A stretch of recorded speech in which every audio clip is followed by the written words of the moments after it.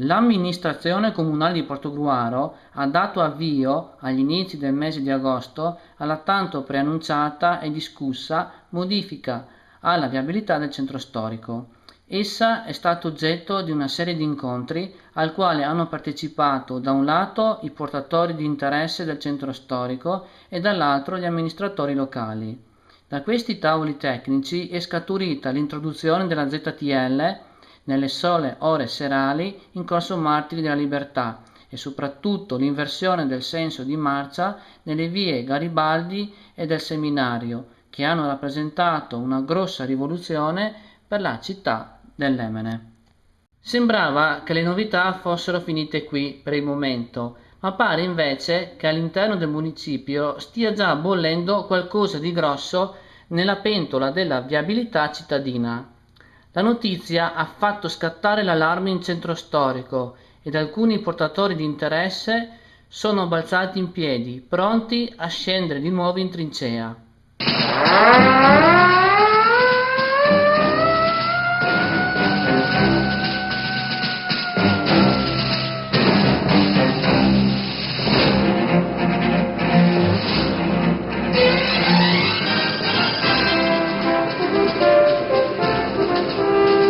Questa volta chi sta sovraintendendo la pentola che bolle il municipio, si fa per dire, sono il comandante dei vigili urbani di Portogruaro, Roberto Colussi, e l'assessore alla mobilità Ivo Simonella, i quali starebbero predisponendo un'ordinanza che consenta alle biciclette il transito, nel senso opposto a quello consentito agli altri veicoli, lungo le strade regolamentate a senso unico del centro storico.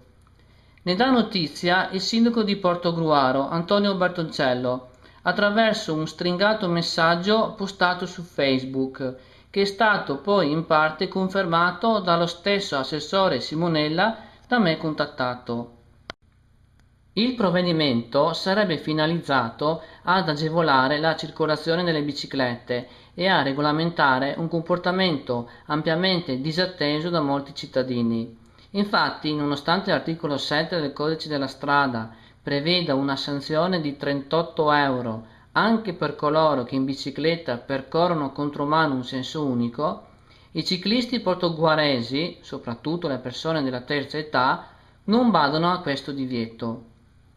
Nonostante il caldo africano che in questi giorni d'agosto sta attanagliando la nostra città, con temperature che raggiungono al mattino anche i 33 gradi, come potete vedere dalle immagini, la bicicletta continua ad essere il mezzo preferito per potersi spostare nel centro storico di Portogruaro.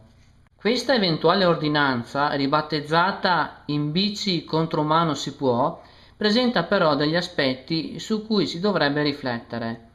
Permettere ai ciclisti di transitare contromano rappresenta un potenziale pericolo per la loro sicurezza durante le manovre di ingresso e soprattutto di uscita dei veicoli dagli stalli di sosta. Ad esempio, recentemente una signora, mentre stava transitando contromano in sede alla propria bicicletta in Corso Martiri della Libertà, è caduta rovinosamente a terra perché un motociclista, uscendo da uno dei parcheggi a spina di pesce, gli aveva tagliato la strada. Quest'ultimo non aveva visto arrivare, avendo prestato attenzione solo ai mezzi che, giustamente, sarebbero dovuti provenire nell'unica direzione consentita. Guardate ora queste immagini. Qui ci troviamo alla fine di via Cavour, nei pressi del nuovo incrocio con via del Seminario. Questo anziano signore sta andando contromano tra le vetture in sosta e quelle ferme in coda. Lo spazio è risicato. Cosa sarebbe successo se dalla parte opposta fosse giunto un altro ciclista? Il transito in contemporanea di due biciclette sarebbe stato problematico.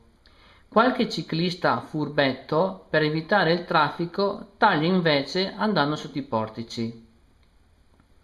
In queste altre immagini, girate in Corso Martiri della Libertà e in via del Seminario, notate come le persone in bici prediligono andare contromano sopra i parcheggi a strisce blu lasciati liberi dalle auto. Notate lo zigzagare dei ciclisti quando arrivano le vetture. Insomma, se si deve proprio consentire il transito delle biciclette contromano nei sensi unici del centro storico di Portogruaro, sarà il caso di mettere prima in sicurezza il percorso dei ciclisti, come è avvenuto nel comune di Vicenza. Il Comune di Vicenza ascolta le proposte dei ciclisti e, oltre ad aumentare i chilometri di piste ciclabili, gli permette, dove è possibile, di viaggiare contromano, separando bici e auto da una striscia gialla, e anche nelle corsie degli autobus. Laddove proprio questo riteniamo sia utile per diminuire il tempo, abbiamo però messo in sicurezza il percorso contromano del ciclista e a volte permettiamo anche di andare nelle corsie riservate degli autobus, quando le corsie sono sufficientemente larghe, sempre pensando alla sicurezza dei nostri ciclisti. In Borgo San Nicolò, con l'introduzione del senso unico, sarebbe stato auspicabile lasciare una sola fila di parcheggi e realizzare in strada una pista ciclabile, visto che sui marciapiedi non si dovrebbe andare in bicicletta.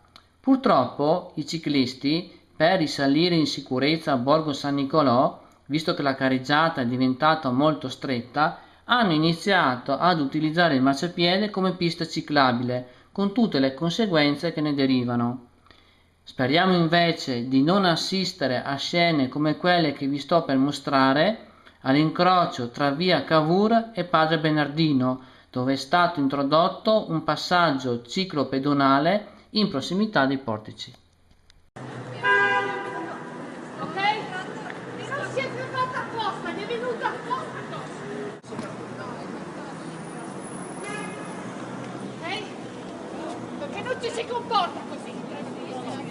D'accordo? Perché è una questione di civiltà. È una questione. Lei mi fa solo spostare sulla sinistra. Lei non si è fermata, gli è venuta addosso apposta! Si vergogni!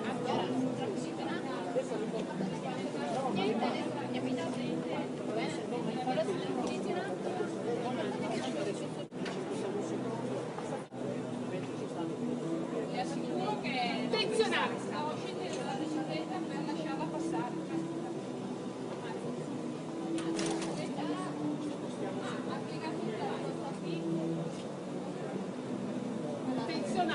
Perché poteva fermarsi prima. Attenzionale. Certo, anche lei si poteva fermare prima e non mettersi. Signora, non ci ha dato il tempo. Lei è intenzionale la sua.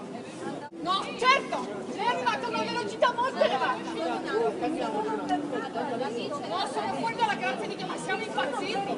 Dov'era lei? Non si è fermata, gli è andata.